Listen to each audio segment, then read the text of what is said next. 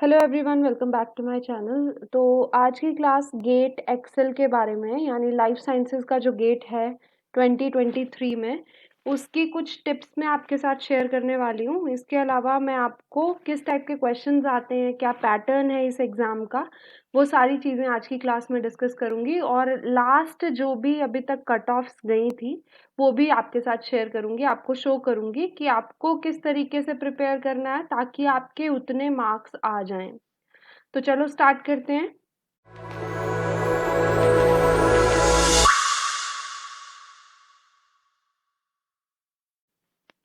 तो gate Excel 2023 के लिए आपको सबसे पहले आइडिया होना चाहिए कि गेट होता क्या है।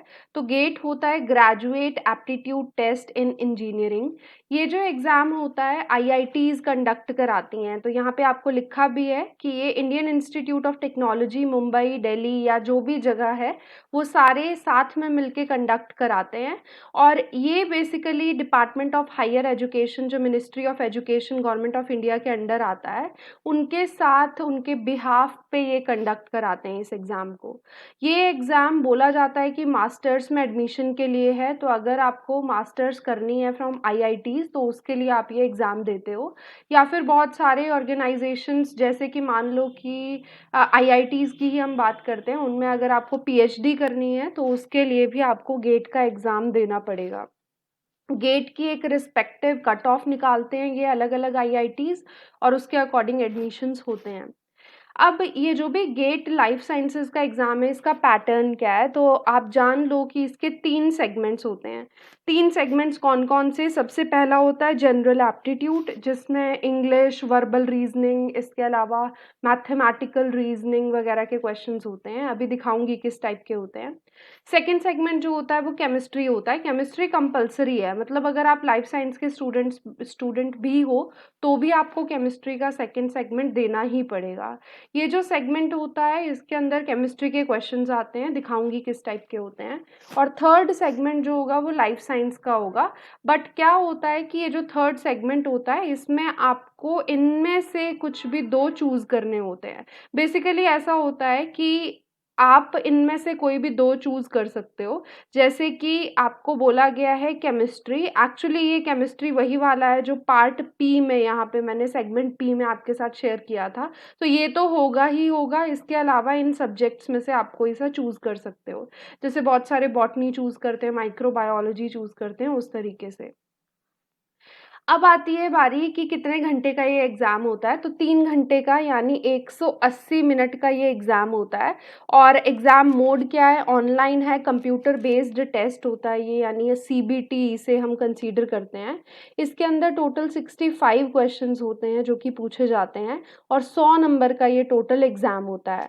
अब जो भी सेक्शंस हैं वो मैंने आपको बता दिए कि जनरल एप्टीट्यूड होगा, सेगमेंट पी यानी केमिस्ट्री होगा, और क्यू से यू के बीच में कोई सा एक सेक्शन इसके अंदर होगा। मार्किंग स्कीम की बात करोगे अगर, तो जनरल एप्टीट्यूड 15 मार्क्स का आता है, केमिस्ट्री 25 मार्क्स की आती है, और जो भी आपका सब्जेक्ट होता है रिस्पेक्टिव वो 30 नंबर का आता है। तो अगर आप सिर्फ सब्जेक्ट के बेसिस पे जाओगे और केमिस्ट्री जनरल एप्टीट्यूड के कुछ क्वेश्चंस करोगे तो भी आपको आइडिया लग जाएगा कि कट ऑफ के बेसिस पे कितनी गई है, कितने मार्क्स आए हैं, और उसके अकॉर्डिंग आपके कितने आ सकते हैं। तो एक बार मैं आपको ये दिखा देती हूँ कि कितने कितने मार्क्स के क्वेश्चंस होते हैं। देखो, जनरल एप्टीट्यूड में 5 आपको क्वेश्चंस मिलेंगे 1 नंबर के।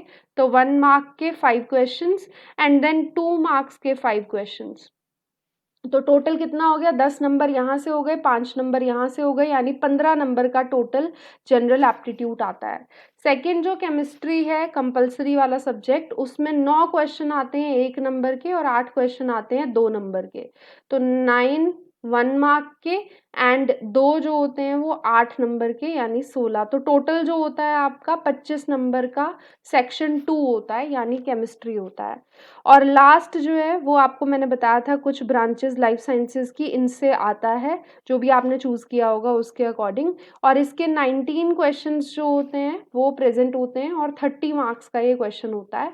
इसमें से 8 क्वेश्चन 1 नंबर का होता है, और 11 क्वेश्चन 2-2 नंबर के होते हैं। तो इसीलिए 30 नंबर का ये टोटल होता है। तो आपको पैटर्न पता चल गया होगा कि किस किस टाइप के क्वेश्चंस आपके आएंगे। अब डिस्ट्रीब्यूशन ऑफ मार्क्स मैंने आपको पहले ही बता दी थी कि कैसे होगा। अब इसमें ना एक चीज़ आपको बहुत अच्छे से याद रखनी है, वो ये कि 100 नंबर का ये पेपर है, ठीक है। 100 नंबर का ये आएगा टोटल, और इसमें नेगेटिव मार्किंग भी होती है। तो नेगेटिव मार्किंग भी आपको बता देती हूँ। 3 टाइप के क्वेश्चंस आते हैं। एक होते हैं एमसीक्यूज यानी मल्टीपल चॉइस वाले क्वेश्चंस। इसके अलावा एमएसक्यूज जिन्हें बोलते हैं मल्टीपल सिलेक्ट टाइप के क्वेश्चंस, यानी बहुत सारे उसके ऑप्शंस करेक्ट होंगे, more than one. Then NAT आते हैं यानी न्यूमेरिकल आंसर टाइप क्वेश्चंस होते हैं। अब इनमें से मल्टीपल सिलेक्ट और न्यूमेरिकल वालों में कोई भी नेगेटिव मार्किंग नहीं होती। बट अगर आप एमसीक्यू की बात कर रहे हो, चाहे वो 1 नंबर का हो या 2 नंबर के हो, दोनों में नेगेटिव मार्किंग होगी। 1 मार्क के क्वेश्चन में 1/3 नेगेटिव मार्किंग होती है, 2 मार्क के क्वेश्चन में 2/3 नेगेटिव मार्किंग होती है। तो वो आपको याद रखना है। नेक्स्ट कट ऑफ और एलिजिबिलिटी की बात कर लेते हैं कि कौन कौन इस एग्ज़ाम को दे सकता है। तो थर्ड ईयर का कोई भी ग्रेजुएट स्टूडेंट, मतलब जो अंडर ग्रेजुएट डिग्री में है अभी और थर्ड ईयर में है या फिर फोर्थ ईयर में है, बीटेक वगैरह अगर वो कर रहा है तो तब वो एग्ज़ाम दे सकता है, या फिर उसके बाद कभी भी, जैसे फर्स्ट ईयर ऑफ एमएससी या फिर हायर उससे सेकेंड ईयर में बोल सकते हो आप, सेकेंड ईयर में है वो स्टूडेंट मास्टर्स के, या पूरी मास्टर्स कंप्लीट हो गई है तो भी वो दे सकता है इस एग्ज़ाम को। एज लिमिट इसकी नहीं होती, बट वैलिडिटी होती है। स्कोर कार्ड 3 साल तक वैलिड होता है, जैसे कि नेट जेआरएफ में होता है। आपकी जेआरएफ 2 साल के लिए वैलिड है, मतलब कि 2 साल के अंदर अंदर आपको एडमिशन लेना है। वैसा ही यहाँ होता है, 3 साल के लिए इसकी वैलिडिटी होती है। अब इसकी कट ऑफ यहाँ पे आपको दिख रही होगी कैसी होती है। तो 2022 में जनरल के लिए 33.9 मार्क की गई थी, 100 में से इतना मार्क। तो अगर आपके 100 में से इतने नंबर भी आ गए होते तो आपका गेट क्लियर हो गया होता। वो अलग बात है कि कितनी कितनी कट ऑफ डिफरेंट आईआईटीज निकालेंगी, उसके अकॉर्डिंग मार्क्स जो होता है इसके ऊपर कितने भी जा सकते हैं। मतलब हो सकता है कोई किसी पर्टिकुलर एरिया की आईआईटी जो है वो 70 मार्क्स वालों तक को ही एडमिट कर रही हो, तो वैसा भी होता है। बट हाँ, आप क्वालिफाई कर लोगे इससे हायर अगर आपके मार्क्स आते हैं तो। ये 2022 में यानी पिछले साल की कट ऑफ में आपको बता रही हूँ। ओबीसी ईडब्ल्यूएस कैटेगरी के लिए 30.5 एंड एससी एसटी पीडब्ल्यूडी के लिए 22.5 की ये कट ऑफ गई थी। ये मार्क्स हैं, तो 100 में से जितने भी मार्क्स बने उसके हिसाब से आपको बताया गया है। तो आप देख सकते हो कि कट ऑफ कितनी गई है। तो 35 लगा लो, 35 नंबर का अगर आपने किया होता, सही होता आपका, तो क्वालिफाई हो गया होता ऑलमोस्ट सभी में। ऑन एन एवरेज बता रही हूँ आपको जनरल कैटेगरी के लिए। तो वो आपको यहाँ दिखाया मैंने। नेक्स्ट आ रही है बात कि किस टाइप के क्वेश्चंस आते हैं। तो देखो, जनरल एप्टीट्यूड में इस टाइप के क्वेश्चंस आते हैं, लास्ट ईयर के पेपर से ही आया गया है। तो इसमें देखो क्या दिया गया है आपको, the movie was funny and I dash, उसके अकॉर्डिंग आपको आंसर करना है। तो आपको पता चल रहा है कि ये वर्बल रीजनिंग का या फिर आप बोल सकते हो इंग्लिश का क्वेश्चन है।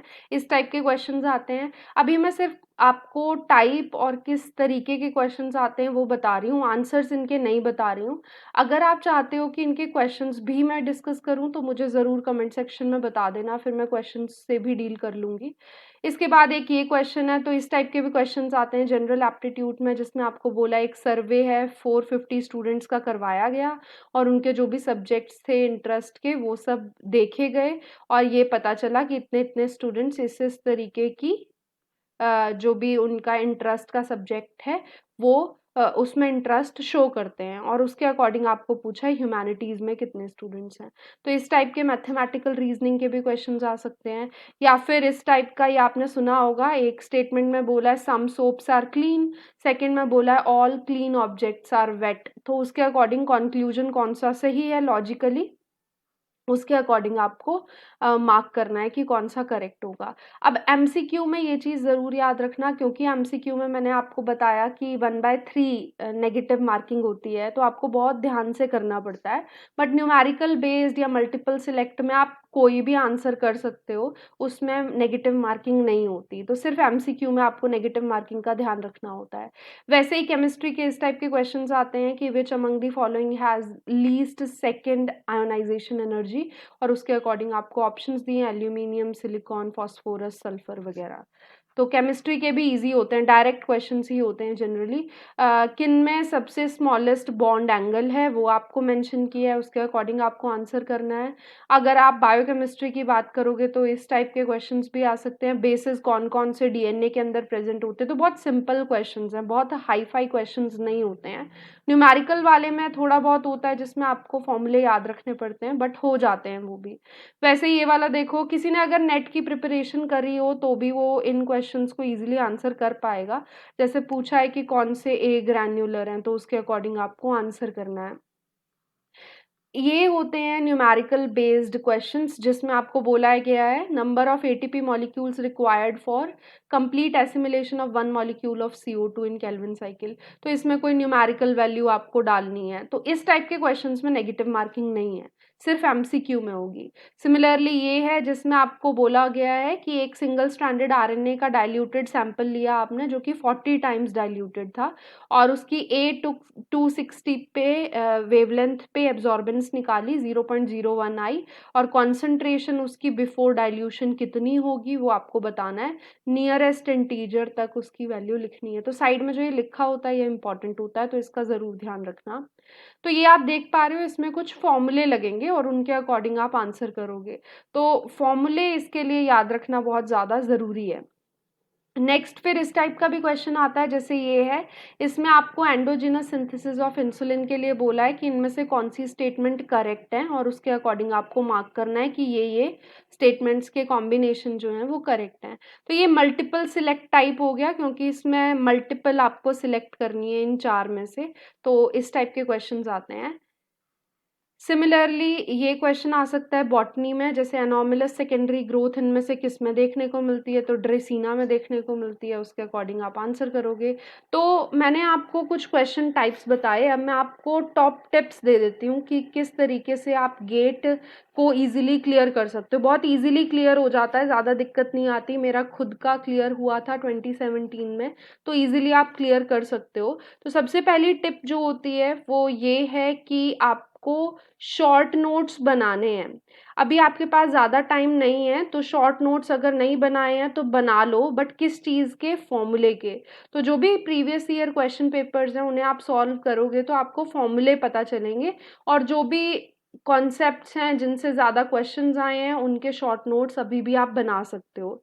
दूसरी चीज़ आती है रिविजन की। अगर अभी हम टाइम देखें तो बहुत ज़्यादा टाइम नहीं है आपके पास, तो रिवीजन बहुत ज़्यादा ज़रूरी है। लगभग आपको 3 से 4 घंटे सिर्फ रिवाइज करना है डेली, और बाकी घंटे आपके पास टाइम है तो उसके अकॉर्डिंग आप न्यू कॉन्सेप्ट भी पढ़ सकते हो। तीसरी चीज़ आती है, ज़्यादा previous year question paper solve करो। इनको सॉल्व करना बहुत ज़्यादा ज़रूरी है क्योंकि उन्हीं से आपको आइडिया लगेगा कि आपके कितने मार्क्स बन पा रहे हैं। चौथी चीज़ आती है शॉर्टकट्स, देखो कि किस तरीके से आप क्वेश्चन को सॉल्व कर सकते हो। तो शॉर्टकट आपको इस पे ज़्यादा फोकस करना है, क्योंकि अगर आप लॉन्ग मेथड से करोगे तो बहुत टाइम लग जाएगा कुछ-कुछ चीज़ों को सॉल्व करने में। तो इसीलिए शॉर्टकट्स देखना बहुत ज़रूरी है। नेक्स्ट आती है कि ज़्यादा से ज़्यादा आपको प्रैक्टिस करनी है किस चीज़ की, न्यूमेरिकल क्वेश्चंस की। प्रैक्टिस करो नैट वाले क्वेश्चंस की, यानी न्यूमेरिकल एप्टीट्यूड वाले क्वेश्चंस जो होंगे उनकी आपको ज़्यादा से ज़्यादा प्रैक्टिस करनी है। ये इसलिए क्योंकि उनमें नेगेटिव मार्किंग नहीं है, सबसे बड़ी बात। तो ज़्यादा प्रैक्टिस करोगे, ज़्यादा टाइप के न्यूमेरिकल्स करोगे तो आपको आइडिया लग जाएगा कि किस तरीके से उन्हें क्रैक करना है। नेक्स्ट चीज़ जो आती है वो ये कि नोट करना है आपको की कॉन्सेप्ट्स को, मतलब कि जब आप क्वेश्चन पेपर को एनालाइज करोगे प्रीवियस ईयर तो आपको आइडिया लगेगा कि कौन कौन से कॉन्सेप्ट्स हैं जिनसे ज़्यादा क्वेश्चंस आ रहे हैं, बार बार आ रहे हैं। तो उन की कॉन्सेप्ट्स के नोट बनाना बहुत ज़्यादा ज़रूरी है आपके लिए। ज़्यादा से ज़्यादा प्रैक्टिस करनी है क्वेश्चंस की, यानी आपके टाइम का 75% सिर्फ और सिर्फ रिविजन प्रैक्टिस ऑफ क्वेश्चंस के लिए ही जाना चाहिए। और बाकी जो 25% बचा उसमें आप न्यू कॉन्सेप्ट्स पढ़ सकते हो। तो ये कुछ टिप्स थी जो मैं आपको देना चाहती थी गेट से पहले।